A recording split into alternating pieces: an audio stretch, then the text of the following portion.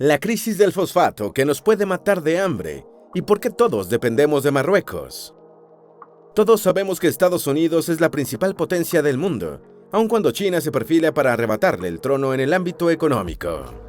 De igual forma es noticia el hecho de que la India es otra considerable economía emergente que ha experimentado un gran crecimiento y muchos avances tecnológicos que le pronostican un buen futuro. En cuanto a las naciones europeas, Inglaterra es una de las más importantes. Pero ¿saben qué tienen en común estos países? Pues que es posible que sus éxitos o fracasos, sus crecimientos o colapsos económicos, podrían ser decididos por una pequeña nación, Marruecos. Sí, de Marruecos pudiera depender que estos países hagan crecer sus poblaciones y que les garanticen calidad de vida a sus ciudadanos. Seguro te intriga conocer las posibles razones por las cuales grandes potencias dependerían de Marruecos. Lo más sorprendente es que la razón de las futuras proyecciones económicas fueron decididas hace un par de siglos y por una pequeña criatura que no es bien recibida en casi ningún lugar del mundo, los murciélagos. Actualmente, los murciélagos son vistos como los responsables de extrañas enfermedades y peligrosas pandemias, y no como una de las principales criaturas cuyos roles son vitales para el equilibrio de la naturaleza, puesto que actúan como controladores de plagas, insectos, polinizadores de especies vegetales y en la dispersión de semillas. Sin embargo, nada de esto es tan relevante como lo que vinimos a explicarles. Su importancia salió a relucir hace cientos de años, cuando se descubrió que los murciélagos podían hacer algo casi milagroso, algo que ayudaría al progreso global hasta nuestros días, algo que la mayoría ignora. Ansiosos por conocer de qué se trata, quédense con nosotros y presten muchísima atención. Antes de meternos a fondo, no olvides suscribirte a nuestro canal y activar las notificaciones para mantenerte al día con nuestras actualizaciones.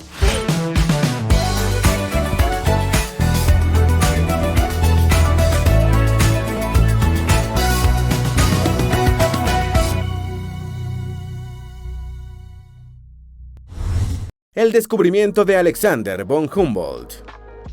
Como ya mencionamos, la importancia del murciélago se dio a conocer hace cientos de años, específicamente en 1802, cuando el notable explorador y geógrafo prusiano, Alexander von Humboldt, se encontraba viajando por tierras peruanas. En una de sus exploraciones, descubrió algo extraño que le llamó mucho la atención. En las tierras peruanas había numerosos y extensos campos de cultivos abarrotados de siembras, que lucían muy saludables. Esto sucedía cuando el suelo peruano no parecía ser apto para la agricultura a tan gran escala. Algo no cuadraba y Alexander investigó, hasta descubrir el secreto de los agricultores peruanos. Resultó que ellos tenían un método especial que había pasado de generación en generación durante varios siglos para mejorar sus siembras y así conseguir enormes cantidades de alimentos. Los peruanos habían estado recolectando una sustancia llamada guano, que no era otra cosa que excremento de murciélagos y de algunas aves marinas, y lo estaban utilizando para fertilizar las zonas de cultivos. Ese descubrimiento lo motivó a estudiar e investigar las propiedades del guano durante el tiempo que se quedó en el Callao, Perú. Alexander hizo un montón de anotaciones en su diario para luego regresar a Europa con las manos llenas de guano y la promesa de mejorar la producción de alimentos. Pero, ¿cómo sucedería? Veamos.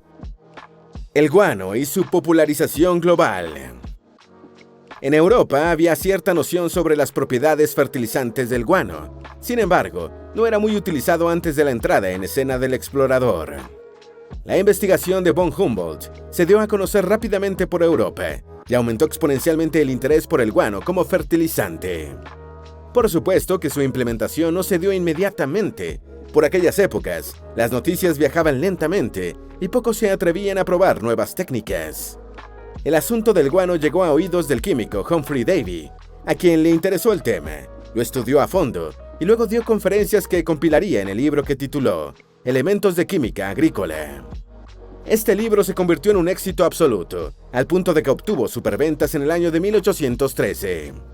En este material lingüístico hablaba sobre el papel del abono nitrogenado como fertilizante y también destacó la magnífica eficacia del guano peruano. Señaló varias veces cómo el guano convirtió a los llanos estériles de Perú en terrenos fructíferos. El libro se convirtió en un éxito que dio a conocer el guano peruano al resto del planeta.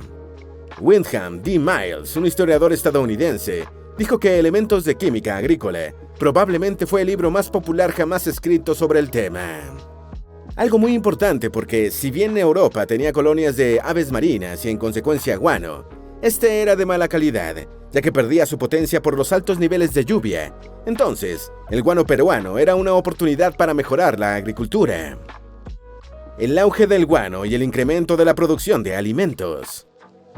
Cuando Europa, Estados Unidos, Canadá, Australia y las grandes naciones se enteraron del potencial que había en el guano peruano, se desató un furor por conseguirlo.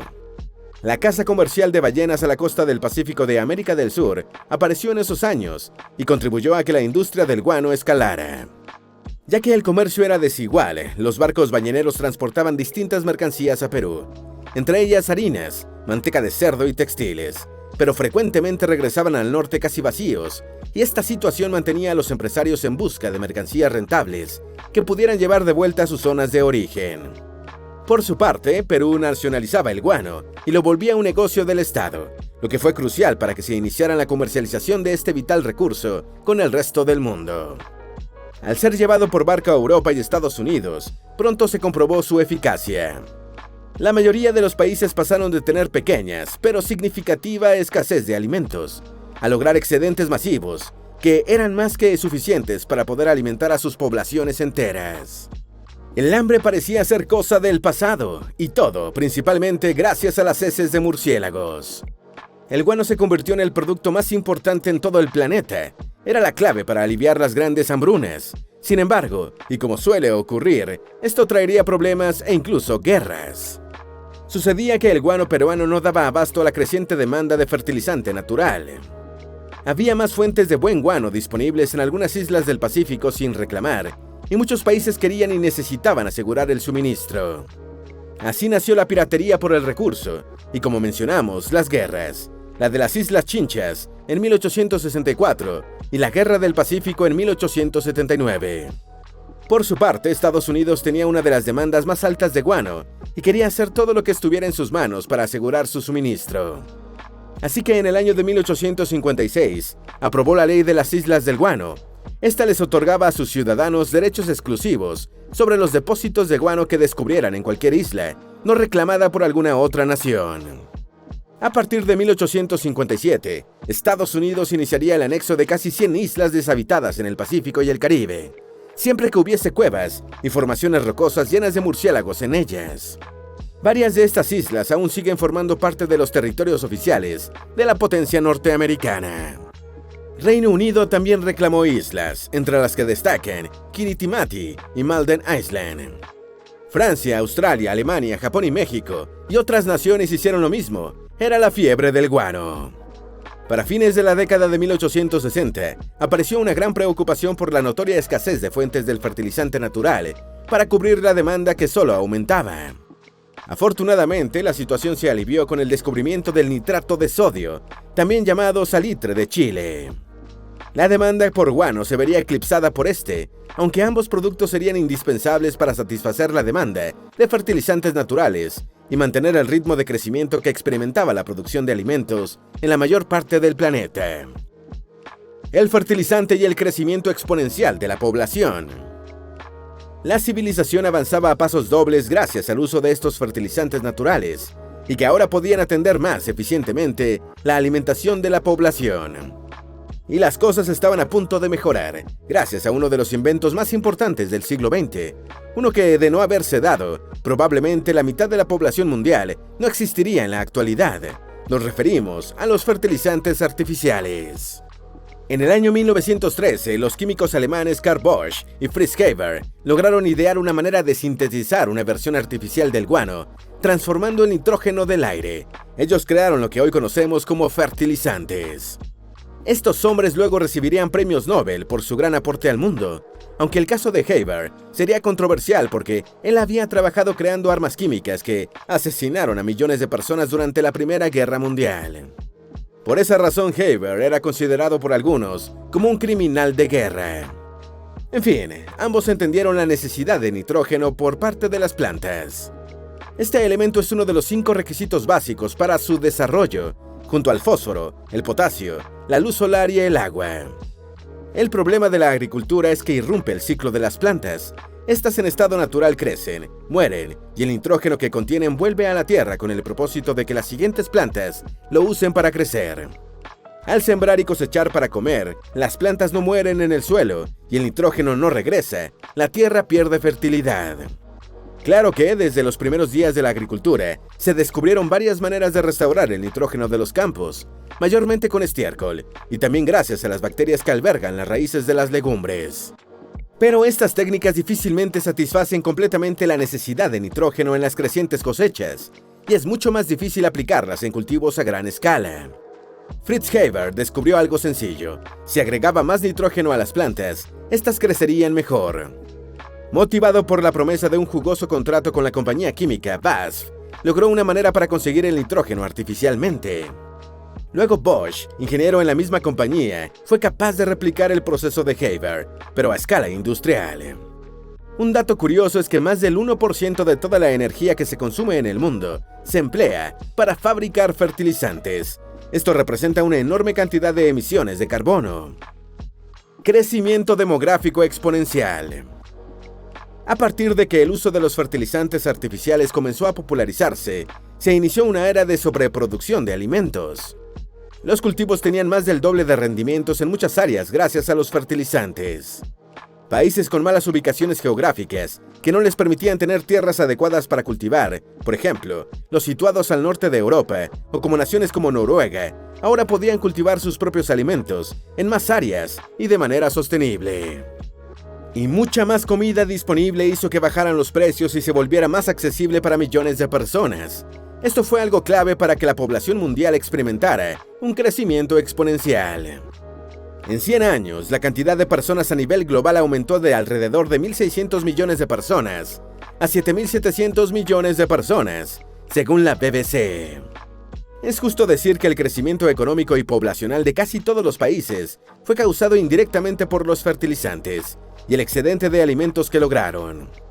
En definitiva, y sin abordar los problemas ambientales generados por los fertilizantes, estos han contribuido enormemente al progreso mundial, a que algunos países se convirtieran en potencias y que gran parte de sus ciudadanos estén bien alimentados. Sin embargo, a partir del año 2010, ciertas preocupaciones han aparecido luego de que científicos empezaran a notar que los fertilizantes podrían estar acabándose. Sí, los responsables de la estabilidad en la producción alimentaria durante los últimos 2 siglos se estaba escaseando. Esto según lo señalado por el portal The Conservation. El mundo se queda sin fertilizante. Para fabricar fertilizantes se requiere de 3 ingredientes indispensables. Uno de estos es un compuesto a base de nitrógeno, un recurso que no se agotará en miles de años debido a que la atmósfera está compuesta en un 80% de nitrógeno. El segundo es un compuesto a base de potasio, y el tercero es el fosfato. El problema es que el potasio y el fosfato son compuestos que no pueden ser creados por el hombre, es decir, son recursos no renovables. En el caso del potasio, este se produce principalmente en 4 países, de los cuales Canadá es el mayor productor, y por mucha diferencia. Canadá tiene más de 1/3 de todo el potasio que yace en el planeta. Rusia, Bielorrusia y China producen entre el 10 y el 20% cada uno. El resto de los países del mundo producen el 19% del potasio restante. Si nos detenemos a analizar la situación por un momento, nos damos cuenta de que solo 4 países controlan uno de los ingredientes indispensables para la fabricación de los fertilizantes. Por tal razón, estos podrían decidir quién tiene permitido producirlos. Además, según las últimas estimaciones, los recursos de potasio han estado agotándose en esos países, y eso provocará que a medida que sigan disminuyendo los niveles de reserva del mineral, este se vuelva más valioso y costoso, algo que inevitablemente ocurrirá mientras la población continúe creciendo y demandando más alimentos. Sin embargo, las reservas actuales prometen que tendremos potasio para algún par de siglos más, por lo que no es el tema de mayor preocupación por el momento. No obstante, no se puede decir lo mismo con relación al fosfato. Este sí es un caso complicado. El fosfato y su futura desaparición. La situación con el fosfato es tan seria que el asunto no se trata de debatir si se acabará o no, sino de cuándo ocurrirá y qué hará el mundo cuando se quede sin fosfato. El problema con este recurso es que hasta ahora no hay manera de producirlo artificialmente. Este proviene principalmente de la corteza terrestre y se da tras un proceso de meteorización que puede llevar miles y hasta millones de años. Además, una gran parte de fosfato reacciona de maneras químicas inaccesibles cuando finalmente ingresa al suelo o a los océanos. A pesar de que el tema sobre la inevitable desaparición del fosfato ha venido ganando más atención a partir del año 2010, es un problema que algunos vieron venir desde hace mucho tiempo. En 1959, el escritor y químico Isaac Asimov calificó el fosfato como el cuello de botella de la vida. Por otra parte, un estudio geológico de científicos estadounidenses estimó que con la población actual, y suponiendo que no crezca más, tendríamos 260 años de fosfato extrayéndolo al mismo ritmo, pero si mantenemos un crecimiento poblacional similar al de las últimas décadas, el fosfato apenas va a durar unos 50 a 70 años más. Sin embargo, es bueno aclarar que estos números son solo estimaciones. La realidad podría ser más favorable para la humanidad y haya más reservas de fosfato, o por lo contrario, tener menos. Es difícil de saberlo. Lo cierto es que el problema de la escasez de fosfato ya se está sintiendo en todo el planeta, y es algo que posiblemente solo empeore. Escasez actual de fosfato. Aunque muy poco se habla, actualmente hay una leve escasez de fosfato y estamos viendo que los países con ventaja sobre el vital recurso están adoptando políticas económicas muy drásticas para proteger sus reservas. Y es que el precio del fosfato ha aumentado cerca de 80% en menos de 2 años. Algunas naciones podrían atribuírselo en parte a la crisis sanitaria que estalló en esas fechas, y quizás hay algo de cierto, pero no es el origen del problema. La situación es tan seria que China, nación que tiene la segunda reserva de fosfato más grande del planeta, prohibió la exportación de su propio fosfato para utilizarlo exclusivamente en la producción de fertilizantes para las cosechas internas.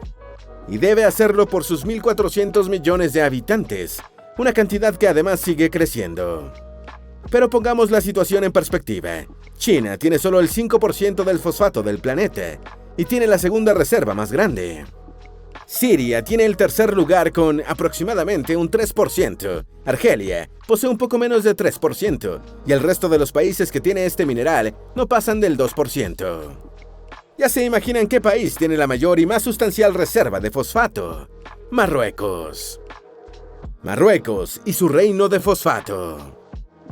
Marruecos posee alrededor del 70% de todo el fosfato que hay en el planeta. Esto es algo sin precedentes. Un solo país tiene el 70% de un recurso tan valioso y escaso que puede determinar que otros países podrán fabricar fertilizantes para poder alimentar a sus ciudadanos. Es decir, en algunas décadas, cuando el fosfato realmente haya ido consumiéndose y las naciones ya no quieran explotarlo, Marruecos será quien tenga el control del suministro global y podrá darse el lujo de decidir con quién hacer negocios y, lo mejor, a qué precios. Los mejores postores pagarán más y el precio aumentará significativamente. Quizás empiecen conflictos o cooperaciones internacionales por el recurso. Es difícil saber qué ocurrirá. De lo que podemos estar seguros es que Marruecos estará en una posición muy ventajosa.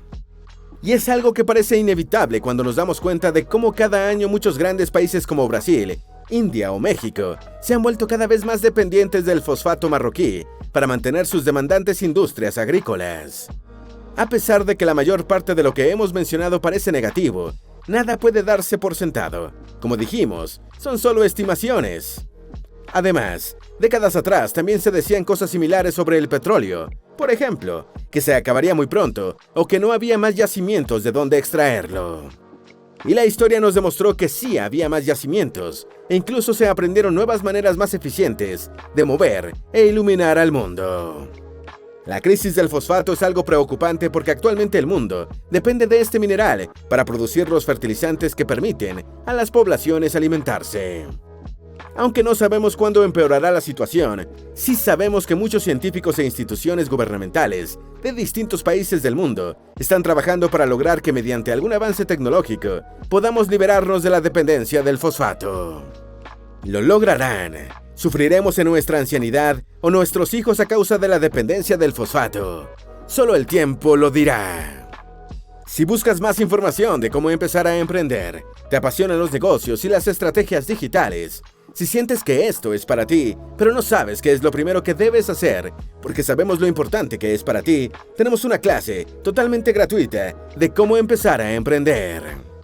La clase gratuita está disponible en creaetransforma.com/clase. El enlace está en el primer comentario o en las tarjetas al final de este video. ¿Tienes alguna duda o sugerencia? Haz tu aporte escribiendo en los comentarios y así entre todos nos ayudamos. Esperamos que este video te haya sido útil. Si tienes algo que agregar, por favor, compártelo con nosotros en la sección de comentarios. Dale me gusta a este video y envíale el enlace a tus familiares y a tus mejores amigos para que también conozcan la crisis del fosfato que nos puede matar de hambre y cómo es que todos dependemos de Marruecos. Si eres nuevo en nuestro canal, no olvides suscribirte. Recuerda, la vida siempre es mejor creando y dando valor al mundo.